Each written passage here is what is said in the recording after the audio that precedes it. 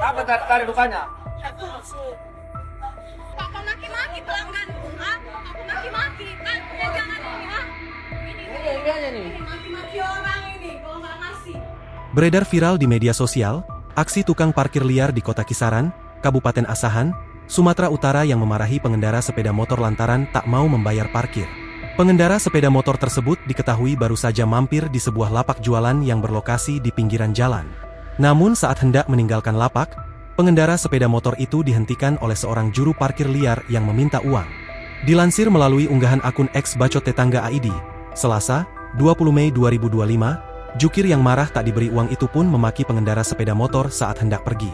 Melihat peristiwa tersebut, pemilik lapak kemudian melemparkan kursi ke arah jukir liar itu lantaran sudah mengganggu pelanggannya untuk yang kesekian kali.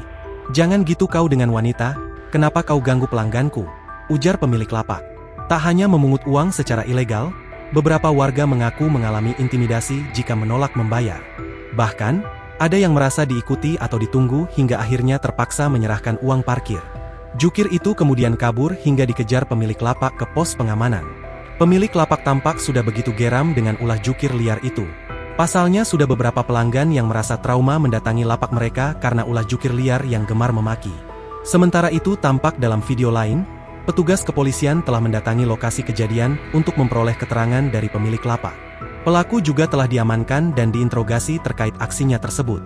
Jukir liar itu pun tampak hanya bisa pasrah saat pihak kepolisian mengamankannya.